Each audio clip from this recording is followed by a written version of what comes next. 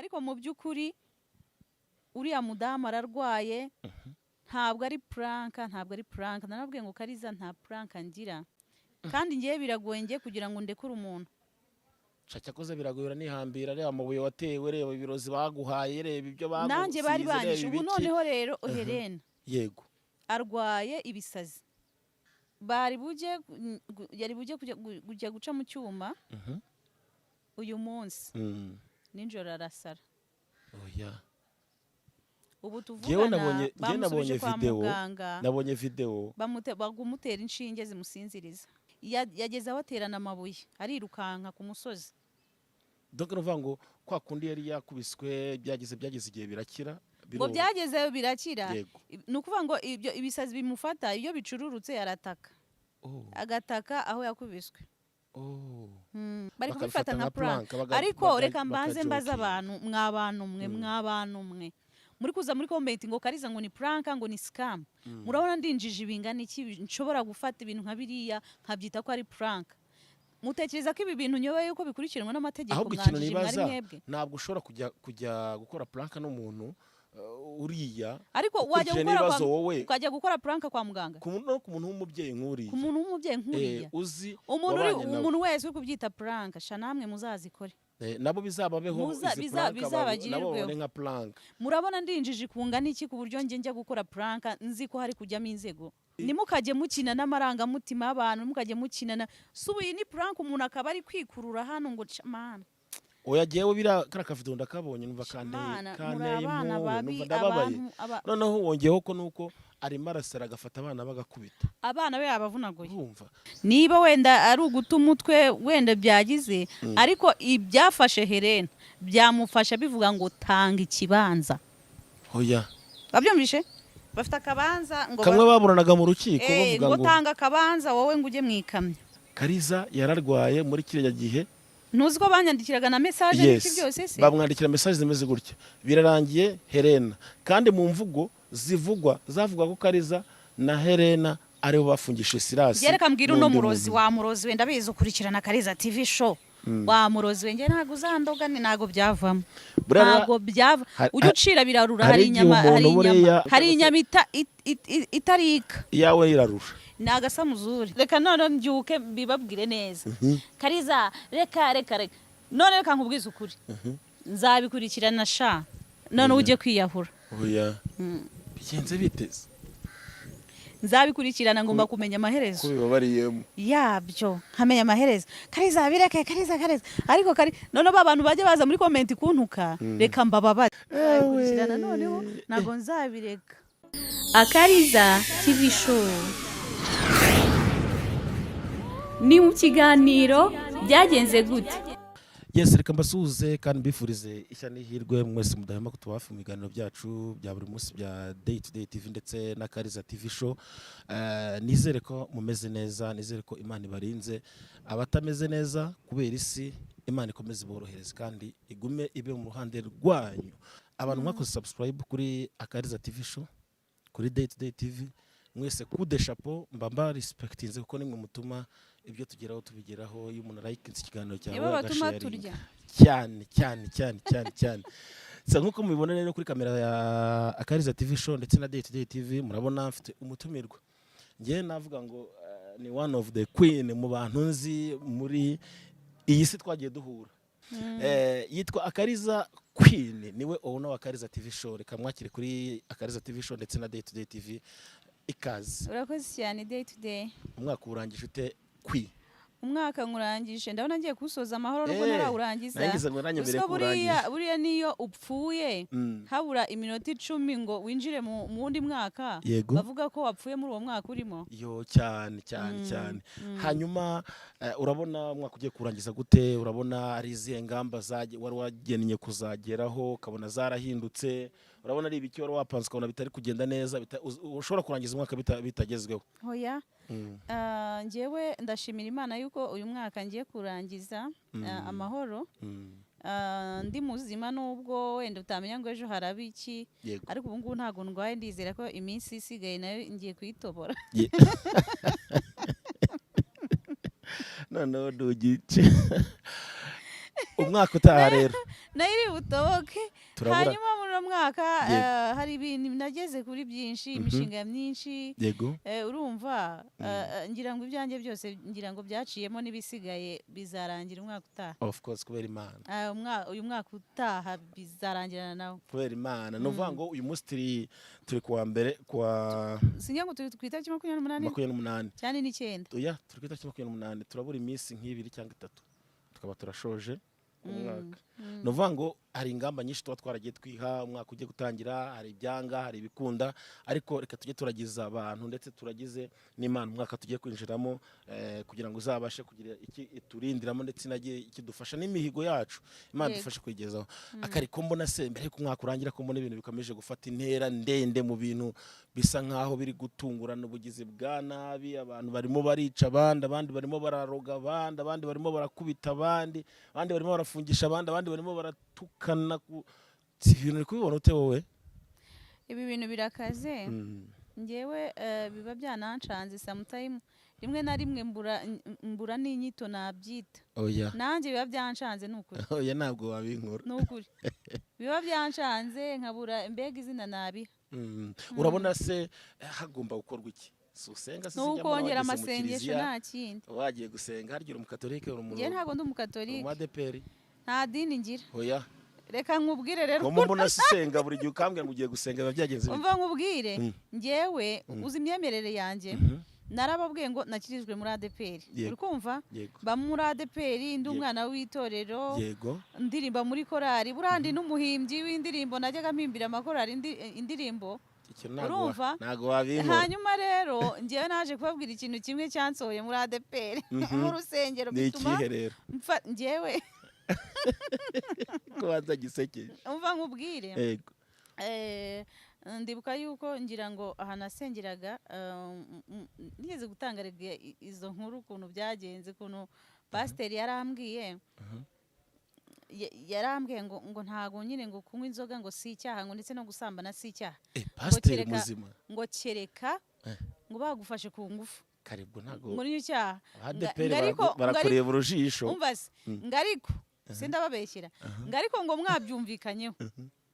Nta cyaha kirimo. Abantu batsenga muri ADPR maza kutubwira ibi bintu kuko ibintu simbyumvise kuri Akariza. Uwo ni ukuvuga ngo wo nyine yari umupasiteri wenda buriye uyoboye n'umubiri. Ariko ni icyaha. Ni icyaha kubera yuko ni icyaha gikorerwa mu mubiri. Bituma usezera ku ideni uravuga ati ndabiretse. Noneho naje gushyira akawoziyana mu mutwe. Yego. Kwa kundi urabona ADPR dutega ibitambaro ngo dutega ibitambaro se ndacyariwe. Twategaga ibitambaro ubundi tugasokoza umusatsi wa naturel. Umunsi umwe rero nza kubona abakobwa beza bashizemo ngo tuwoziyana.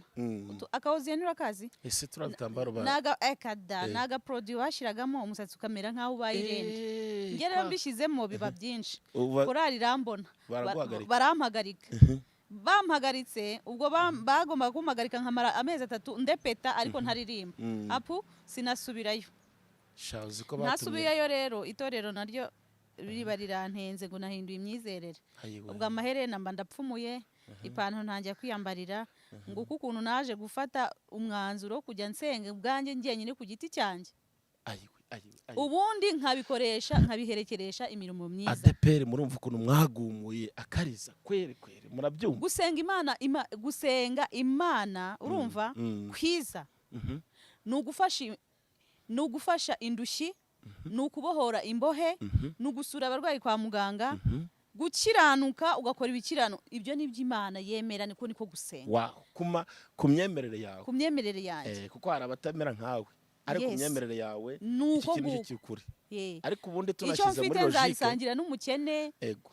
Hanyuma ubwo mba ndasenze. Tunashize muri logique unarebye wasanga nako byakagenze ubundi. Nuko abantu batabyumva nkuko bakabyumvise ngo babyumve kimwe, ariko niko byakagenze. Akari tubwiye kuri n'umuhanzi, ariko ngewe sinjya posting umuntu ngo anyemerere ko ari umuhanzi ku giti cye ngo abimbwire ku muntu. Gutya gusa ngo ndi umuhanzi. Ntago nyabikwemerera. Niki kimbwira kuri umuhanzi umuntu kuzi se ubuyagurwa n'iki kuri umuhanzi. Uri umuhanzi w'indirimbo, uri umuhanzi tubwira wiki. Umuhanzi ndirimba gospel. Gospel. twagiye akantu gato gusa bakita kapera gusa numve nijwi ryawe numve riri ndirimbo nayo ngiye kubabwira ngiye kuzayishyira hanze mu minsi mike duha akantu gato twumve ko byibuze nijwi ryawe ukuntu mba ryumva numva ryagira ntabwo nzi kuririmba urumva oya ntabwo nzi kuririmba ariko ubutumwa buba buri mu ndirimbo ayo magambo niyo donc ubwo butumwa nibwo mba nateguye kugeza ngo bugere ku bantu. Wabwiwe n'iki kutazi kuririmba kandi ngiye ntarabyumva banza unyumvishe genda bikonfirima. Natangiye urugendo rugana mu ijuru ntabwo nari nzi ko nzabura amahoro none ko naniwe kandi ntagezeyo none sumbigeze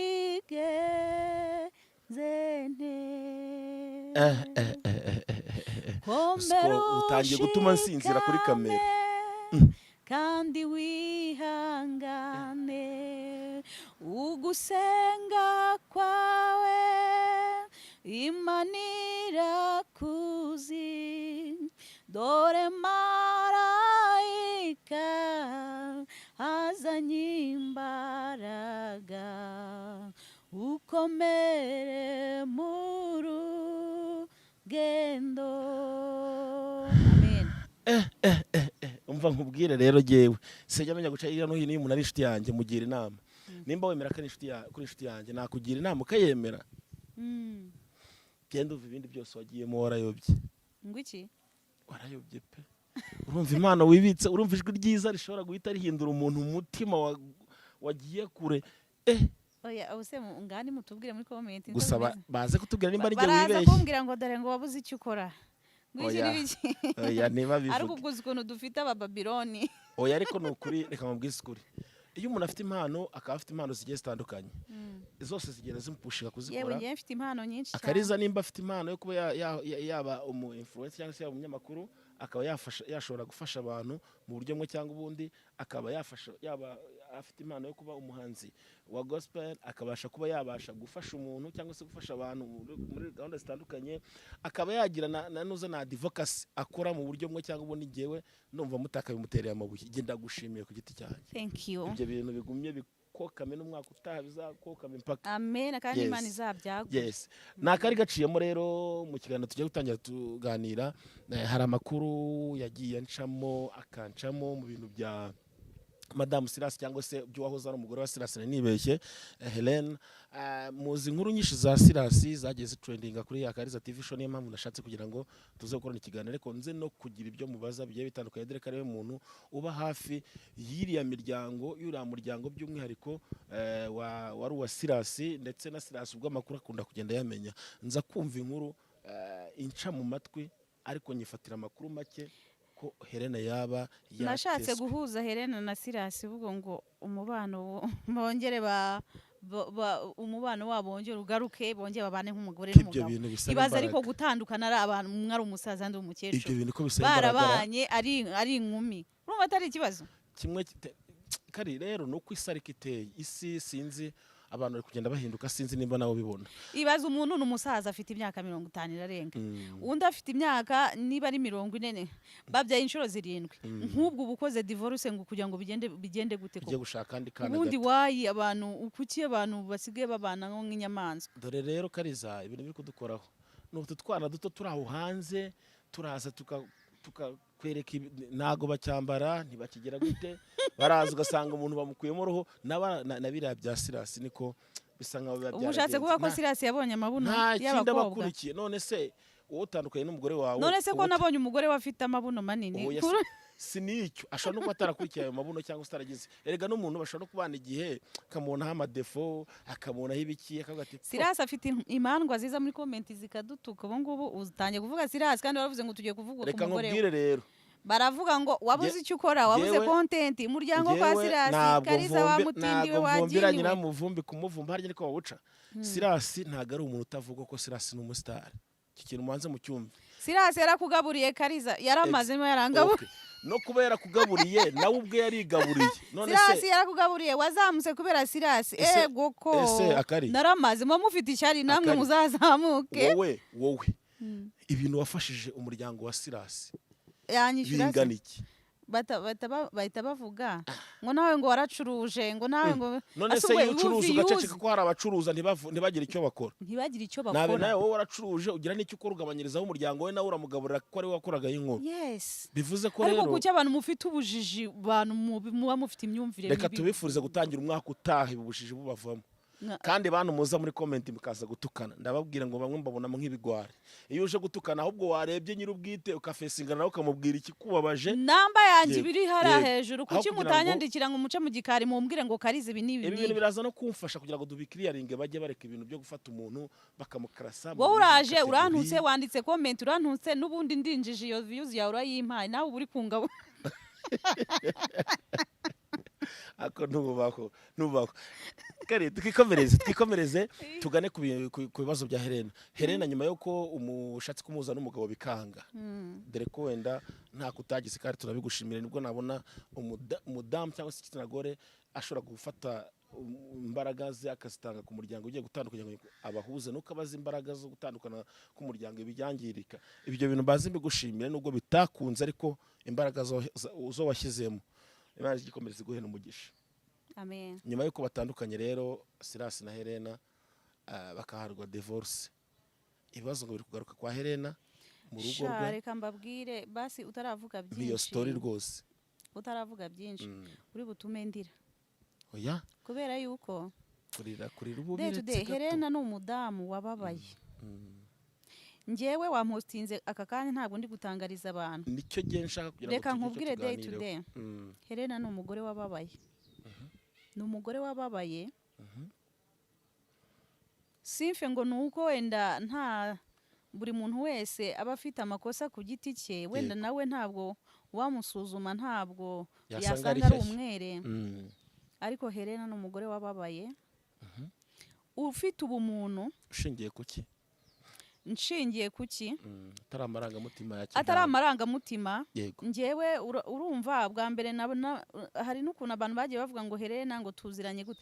Njye Helena twamenyanye ndi kumutokinga yego ndi kumutukira uriya mwana Divine nawe yarabivuze mu kiganiro twakoranye urumva mumenya ndi kumubwira nabi ko nabaga nzi yuko afatanyije n'umugabo we ariko nyuma naje kumwegera nkurikije ubuhamya ari kugenda atanga inkuru zagiye zitangwa mu myaka 2 yarishize ubwo nazaga mbona Helena no mugore wababaye ariko ubwuzi gukubitwa barangiza bakubwira ngo pfuka mugende usabe uriya mugore imbabazi utwite ko hari igihe uvuga ngo umuntu yarakubiswe ngo yarapfukamye bakareba igihagararo cya Helena ukuntu angana Gerega abagabo imbaraga afite na Sirasi akareba akavuga ati abashaka gutebya abagabo bubahwe erega buri mugabo wese n'umukubera ko bitewe n'icyubahira Imana yabaremanye umugabo n'umutware w'urugo cyo yagutegeka cyose yakemera kandi ubushyizemo nawe ubuzamuye energy ku bagabo oya ntago ari suko yes bubahwe nukuvuga ngo bitewe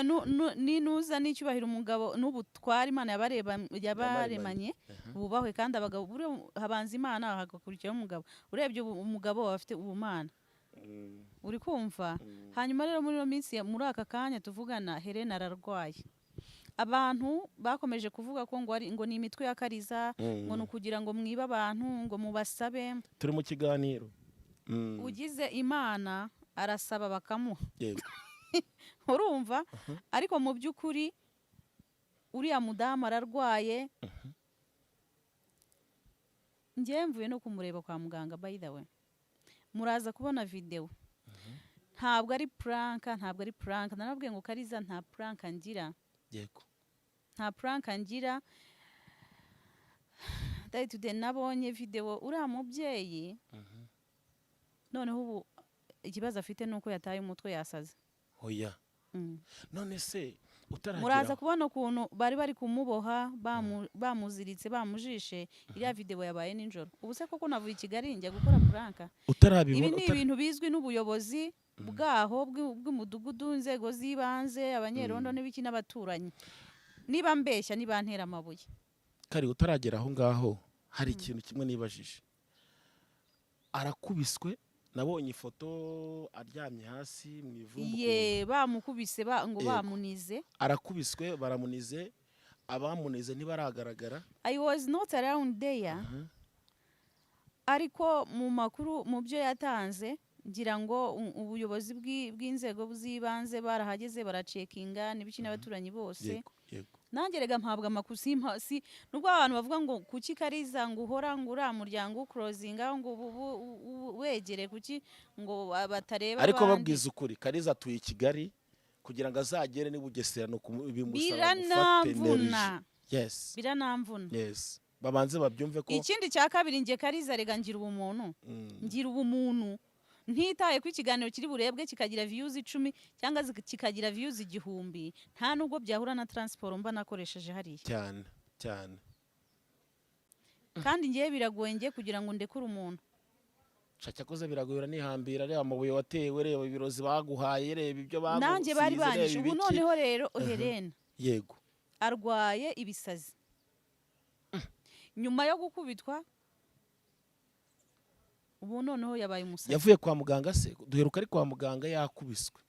Ni ukuvuga ngo kwa muganga nta mituweli yari afite uretse yuko ngewe mituweli nemeye kwishura. Wow. Nta mituweli yari afite. Reka tugushimire yishuraga abakozi ba Day to Day TV mumfashe dushimira Kariza ndetse na Kariza TV show. Dushimire umubyeyi rwose nawe agerageza kwitanga kuri uriya muryango kandi cyane pe. Imana no kuri turagushimiye. Namwe Imana ibaho umugisha. Ariko buriya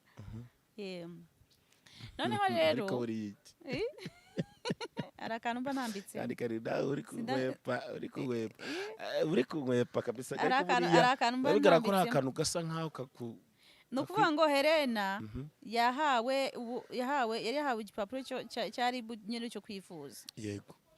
Hanyuma bareba gukomeza kwicara mu bitaro n'ubundi kwa ko baraturanye. Yego. N'ibitaro. Yego. Urebye aho Helena atuye n'ibitaro bya hariya urumva ni hafi. Yego. Yari bujye kujya guca mu cyuma. Uyu munsi. Ninjoro arasara. Oya. Ubu tuvugana nabonye video bagumutera inshinge zimusinziriza. Ubu mvuye yasinziriye. Ukumva se we wahageze wumva amakuru y'iryo sara rye yo kuba yasaze biri guturuka inkomoko urumva ari hari ikiganiro nagiranye n'umubyeyi ngira ngo umurwaje. Yego. Ndetse na nyirinzu Landlord aho akodesha bo babibonye bivuga yuko yasaze ari kuvuga ngo ngabana be ngo babajyane ngo niba ari mu kabereka niba ari mu kaberege ahantu hitwa iryo zina simbizi iwabo mu nzu haba hari etajeri ihari bigaragara ko yaracuruzaga cya gihe nuko baturiye tugashira. Yego. Agakuru iyo etajeri ngo ni imodoka ngo agiye gutwaramo abana ngo abajyane. Yego. Ni ibyo ngibyo yavugaga muraza kubyumva uze kugafata ku kantu gakatu ukabumvisha. Turaza kugashyira kuri noza kugira ngo mubyumve. Yego. Ibisazi rero niba ari amashitani niba ari amagini niba ari ibisazi by'uko wenda yahuye na stress nyinshi wenda akaba ari ubwonko simbizi ntago mbizi abaganga bari kubikurikirana bazatubwira uko bimeze. Ari kwa muganga cyangwa ari mu rugo? Ari kwa muganga bamusubije kwa muganga. Bamujyanye kugira ngo bamutere inshinge zishobora gutuma asinzira. Kuko yageze abaterana amabuye arirukanka ku musozi. Dogere uvuga ngo kwa kundi yari yakubiswe byageze igihe birakira. Ngo byageze birakira. Ni ukuvuga ngo ibyo ibisazi bimufata iyo bicururutse arataka. Agataka aho yakubiswe.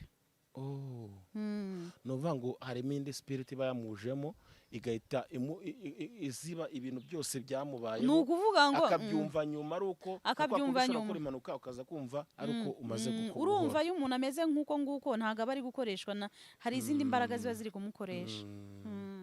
Hanyuma se ikindi kintu ndi kwibaza ndi kugira ngo abantu dukure nk'urushishyo hari abantu bari gufata ibi bintu bari kubifata nka prank ariko reka mbanze mbaza abantu mwe muri kuza muri comment ngo Kariza ngo ni prank ngo ni scam murabona ndinjije ibingana iki nshobora gufata ibintu nka biriya nkabyita ko ari prank mutekereza ko ibi bintu nyoba yuko bikurikiranwa n'amategeko mwanjije mwari mwebwe ntabwo ushobora kujya gukora prank n'umuntu uriya ariko wajya gukora prank kwa muganga ku muntu w'umubyeyi nk'uriya uzi umuntu wese uri kubyita prank sha namwe muzazikore nabo bizababeho bizabagirwe nka prank murabona ndinjije kungana iki ku buryo njya gukora prank nzi ko hari kujyamo inzego abantu badukurikiye bajya bagerageza gushishoza cyangwa se banumva ikintu niba wumva ufite ikibazo ndinjije ibingana iki ku buryo njya gutera kamera yanjye ngo ni prank none si yo prank abantu bashanga uyungukiremo iki ngo nyungukiremo iki se prank wakora wabura prank ukora zitandukanye n'ibyo byose rwose ku buryo upanga prank indi y'umwotsi itari biriya bintu narababwiye ngo singira prank it is true story ibiganiro byose bicangaha ni true story nta prank ujya ugira kandi niba barankoreye prank akaba ari nge babeshya bakora byose we ntugera kuri field se ugeze kuri telefone umuntu akaguha ubuhamya akubwira ati umuntu urenze umwe byagenze gutya ari umuturage ari nayo mpamvu wafashe n'ayo mashusho kugira ngo ni nayo mpamvu nakoze ikiganiro ndi kwa muganga oya nibyo kabisa ngewe rero buriya nabyumvise tuvuganye ndavuga ngomba ghosting utaragenda utagira aho ujya kugira ngo ibintu dushyireho umucyo kuko hari abantu benshi bavugaga Kariza akunda uriya muryango wo profitiyemo awuriraho atangiye kujya gupangamo amaplanka we nta muntu ushobora gufata noneho iyo muvuga yenda ari nk'umuntu w'umugabo ntago umuntu w'umudamu nk'uyu ufite Kariza afite amafaranga ndayafite mbanze nkureho urujijo Kariza amafaranga arayafite nimushaka nimumbaza ngo wabimenye ute nge ndabizi ko Kariza afite amafaranga ntabwo utari udufaranga wenda sifite amafaranga wenda ntago wenda twe kugaruka ariko amafaranga oya wenda reka twe kuvuga ngo wenda amafaranga ntago ndageraho satani atagira inyambi ariko ngewe yakemura ibibazo by'iwanjye ndayafite none se Kari impamvu uvuga ngo ufite amafaranga reka mbaye fact urafata amafaranga yawe ugaturuka i Kigali kuri moto ukaza ukajya gukora ikiganiro n'umuntu ntikivemo n'ibihumbi byibuze n'icu watanze ejo ukongera ukagaruka bakagutera amabuye ejo ukongera ukagaruka ejo ukajya gutyo ugafata ibihumbi 50 ibihumbi 50 ukabihereza umuntu ukamufasha njye afite evidence nuzasaka kubizana nzazimanura rero sinzi impamvu umuntu ashaka kuvuga ngo ntago mfite amafaranga reka nkubwire wenda reka dukosore ntago mfite amafaranga ahubwo ibyo mfite njyewe byanjye bisangira n'abantu urena sende n'umwepe nge narabibonye n'intono ni nesente ntono urumva ariko ngomba gusharinga share ako kantu rero niho kagaragaza ko ufite amafaranga wowe ushobora kuba ufite ibihumbi 10 ukabisangira n'umuntu bigashira natinye umuntu ushobora kwikokomora akikuraho amafaranga yose buriya nabitinya muri biriya bibazo by'uriya mwana ngo ni divine ibintu byose ukikokomora reka mbabwire mbivugire hano Kariza yazanye amafaranga agera mu 300 arikokomora amafaranga yose yamarira divine mu bintu yararema amugurira n'iki byose Kariza itikimusubizayo nyako umugabo wanjye ayaka umugabo we ariko icyo kintu muracyumva none ndetse n'amagambo umugabo yamushubije ariko singiye kuyavugira hano nimba umuntu ashobora gufata amafaranga 300 akabispendiga ku muntu wowe ahantu uri wicaye uzana muri comment ukavuga ibigambo n'ibitabapfu n'ibipfuye amagara utafata n'ibihumbi 10 ngo ohereze umuntu cyangwa 500 ngo ubyohereze atafata na 500 cyangwa 200 kucyumva ko umuntu wagiye gukina plank ariko nayo kujya munshwishwipuriza muzango kare nebizagutera umutima mubi wowe nzakora ikiri Imana yampamagariye nzagikora until to die igihe Imana izambwira ngo va muri ibi bintu nzabivamo ntago muzi ukuntu naje ni muzi isuri yanzanye kandi ko from nowhere nibo bazagakora ibyandi byabananiye ntago bazi where I come from kandi imagine from nowhere kaza wowe uri uzi mwaza wowe uraje ukoze cyane imyaka 5 iricaye uraho aho kana ubucanzemo si sawa k'abantu b'amacano ntimenyera mi ubakubise ikintu bita ubwotso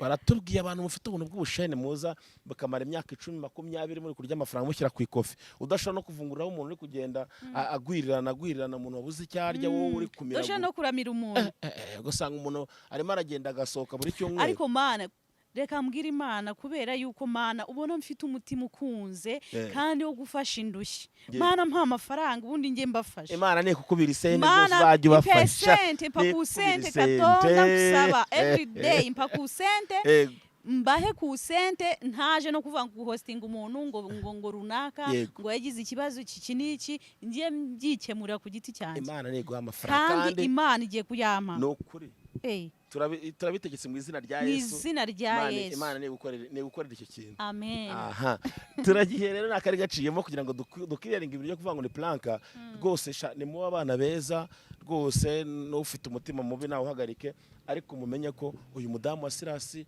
afite ibibazo bikomeye by'uburwayi noneho barongeye baramuroze nta kazagira akora ari ibiraka afite abana 6 muri uno mujyi ari papa kani mama right now ngira ngo hari n'umubyeyi umwishurira inzu reka tumushimire Imana imuhe umugisha cyane ni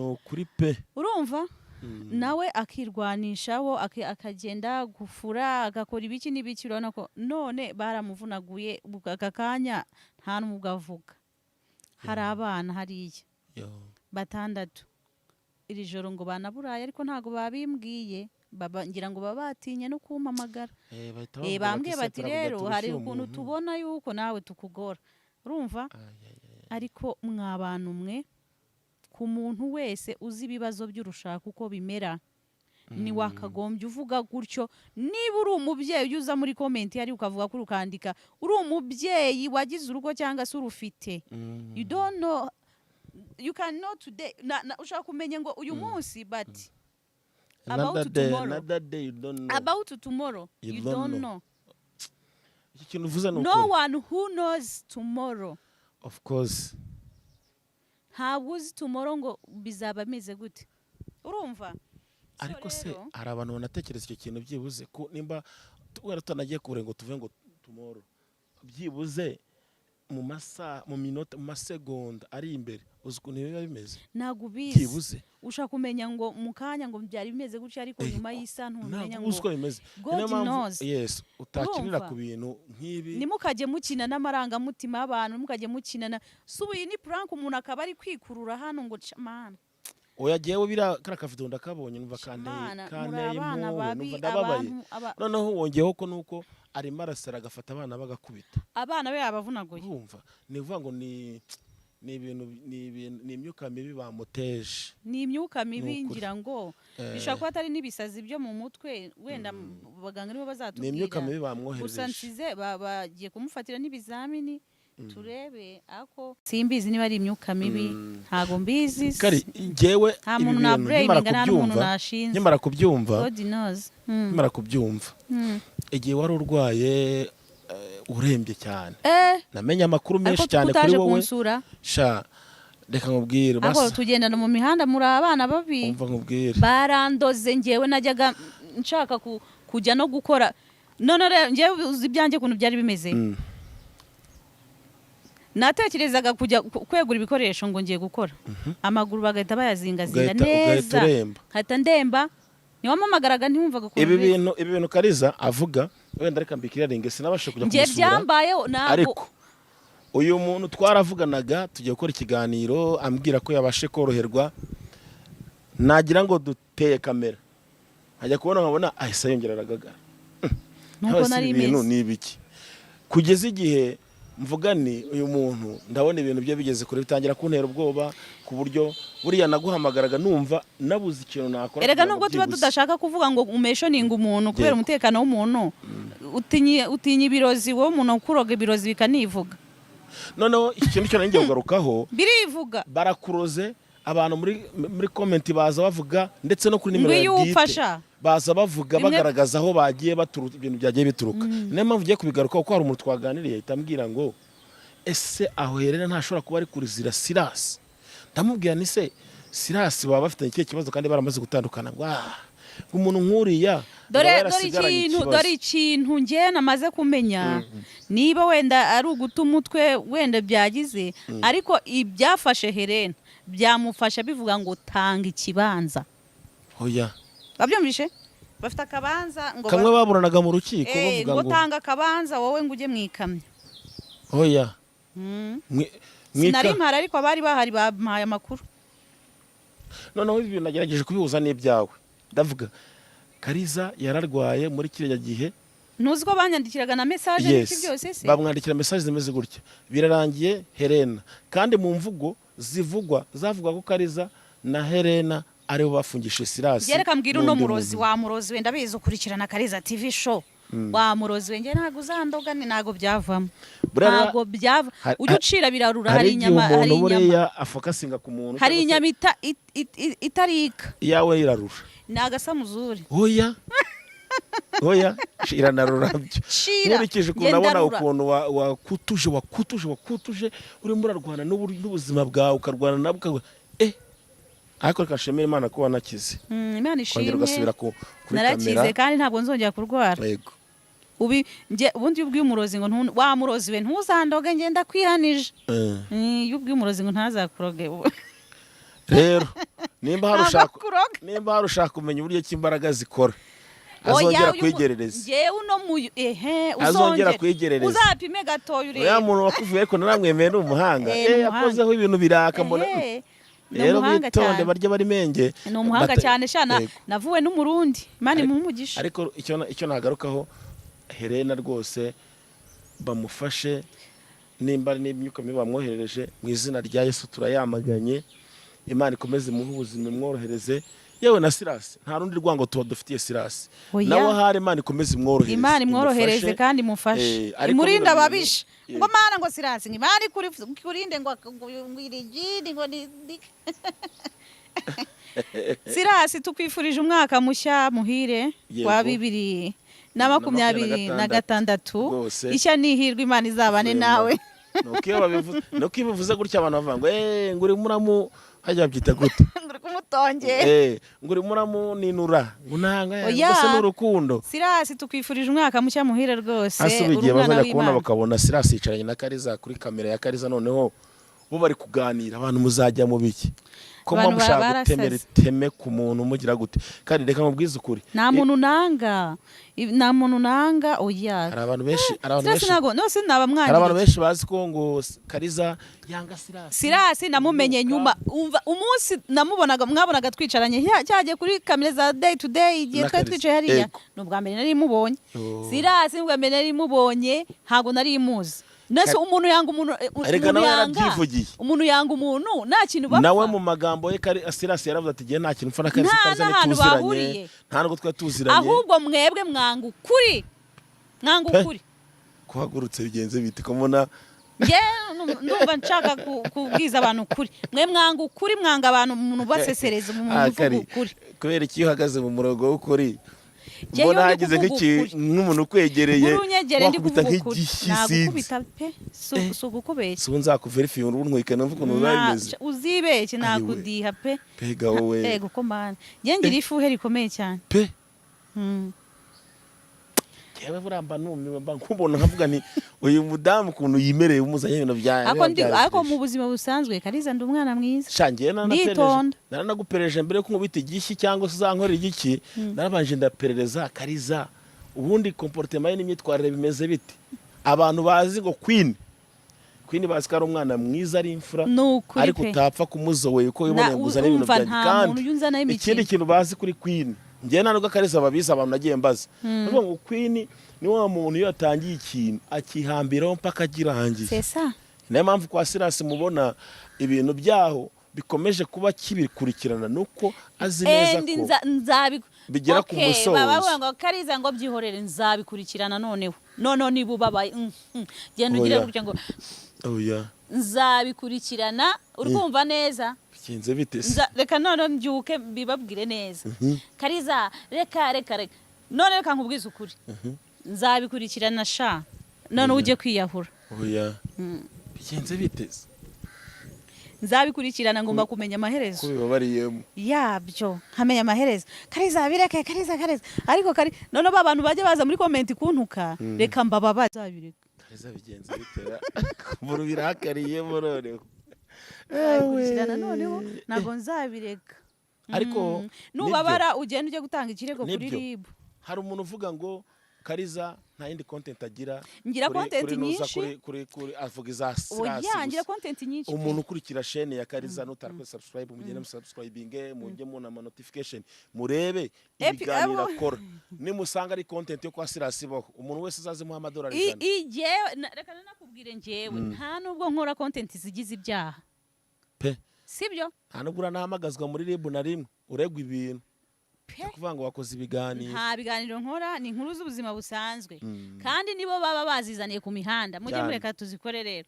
Hari ikindi cyane, ibi bintu nari mbizi wapi, nibo nimwe mwidarapye n'inkukurikirana rero wizanye jye reka nkukurikirane paka abantu bamenye ngo amaherezo nayahe mbese byagenze. Ariko ubundi uriya mukobwa abantu bazi ko n'umukobwa, uriya mukobwa kubundi yavuye, uriya mukobwa ko yaje nk'isuri, uriya mukobwa ngo ugenda ukihambira, umukobwa wa Yesu, uriya mukobwa ugenda ukihambira mu bantu bakabihambira. None hari umuntu wampamagaye ari ahantu ngo nimba ari he, nimba ari Australia, nimba ari he, ngo hanyuma ngo uriya mukobwa kirashaka umuryango wa Sirasi, ngo yahurutse ngo Sirasi azamutera umwaku, ngo Sirasi ni agati kashyizweho n'Imana, ngo ntabwo ni. Hanyuma se iyo ukurikiye ibiganiro bye wumva Kariza ibintu avuga yagakwiriye kubivuga cyane ntiyabivuga. Ngibyo bintu byo kwivuga ngo yarabikoze ibyo yakoze, ngo sizi impamvu yicuza bakagaruka kuri ibi. Ariko Kariza ari mu murongo wo kugira ngo nyamara ntabwo nkora ibintu bibi. Buriya nimugiye mukabaza no kuri RIB mwasanga njye mbafasha akazi, kubera yuko ibintu bireba RIB njye mbijyanayo. Ntabwo njye mbikora ngo mbyihorere ngo mbireke gusa. Iyo nakiriye umutumirwa numva ibintu biko niba mbeshya RIB abona bahamaga abo mpereza amakuru y'abatumirwa mfite mu nyomozi, njyewe ikibazo cyose mbona yuko cy'umutumirwa nkabona yuko kigomba kujya muri RIB, hari ibyo ntanakora nkabyohereza nkaboherezayo nkagati ibyo mugende mujye kuri RIB. Urumva nimureba neza muzasanga mfasha njye mbafasha akazi. Kariza bafasha akazi arabitangaje. Kariza Rwanda Investigation Bureau, kandi koko ibintu uvuga abantu bakora kuri social media cyane hari ukuntu bafasha mu buryo bumwe cyangwa ubundi, kandi nibyo umuturage buriya niwe muntu wa mbere ku isonga ufasha inzego kugira ngo zibashe kugira ngo zimenye amakuru. Aba social medias nibo bantu bashobora kuba batanga amakuru ku bantu n'inkiko, akenshi barabirefera ku ba social media. None se mbona umuntu wahohotewe mvuge ngo tuje ngo gukora ikiganiro wagiye kuri RIB bakagufasha, ahubwo bajye banatwishyura. Siko hari amakuru uba wategeye ukagenda ukajya ukayashaka, wamara kuyabona bo bakabonera ubuntu, bajye batwishyura cyane. Nibyo n'ubu hari umwana rwose nzi mperutse gutanga mu gihe cyashize kandi barabikurikiranye, ubu ngubu bimeze neza. Reka dushimire urwego rw'igihugu RIB, ubugenzacyaha RIB, reka dushimire urwego rw'ubugenzacyaha RIB, bakora akazi katoroshye kandi turabashimira. Kudeshapo akaba kubitesa hiti y'abasivile harya ni gutya ntabyo. Kariza ntabwo ari umusirikare, si umupolisi, si umuribu, ntabyo azi. Iriya ni kind of respect, arabubashye kubera akazi kenshi mukora. By'umwihariko numvise na nyakubahwa His Excellency Paul Kagame, umuyobozi mukuru w'igihugu, ari gushimira inzego zirimo z'umutekano, zirimo polisi, zirimo RIB, zirimo ingabo z'igihugu, zirimo abadaso, zirimo by'umwihariko abahuriye n'umutekano. Arabashimira, natwe by'umwihariko turabashimiye kandi byimazeyo. Ntabwo nagenda ntashoje ntanashimiye. Reka nze mfata umwanya wo gushimira nindangiza dusoza ikiganiro. Ndashimira abantu mwese mukunda kuba hafi ya Kariza TV Show na Day TV, kuko nubwo tuvuga ngo hari abantu baza muri comment, nubwo tuvuga ngo hari abantu baza muri comment bakavuga amagambo mabi bakagira gutari n'abazo bakavuga meza, hari n'abantu bagira gutya bagafasha, by'umwihariko umuryango wa diaspora, abanyarwanda ho muri rusange, abakoze muri uyu mwaka bagiye bafasha banyuze kuri Kariza TV Show, kuri Day TV, bagafasha abantu batishoboye. Reka tubashimire kudeshapo. Reka nongere kandi nshimire wowe ahantu uri wagerageje gukora like kuri iki kiganiro ukoze, kubona bagikoreye like ebana, abo nabo tubashimire n'abenyamibwa. Turashoje, ariko nubwo dushoje ni mutubabarire, turabinginze uyu mwaka urangire Helena byibuze abonye ubufasha, abonye uburyo cyabona support, atangira umwaka byibuze ayishimye, ntazarangiza umwaka ari muri ibibazo arimo. Mukomeze mumube hafi. Nshimiye Kariza Queen wemeye kumpa umwanya tukicarana kuri kamera, habasha kumuhostinga kama umwanya we dore kumufatisha niba byoroshye abavuye Kigali akagera struggling nanjye namufatiye yananiwe ndamubwira reka nze hosting tuganire reka ngushimira umwanya waduhaye utari mutoya kandi twizere ko n'undi mwanya tuzagukenera tuzakuvugisha ndakeka.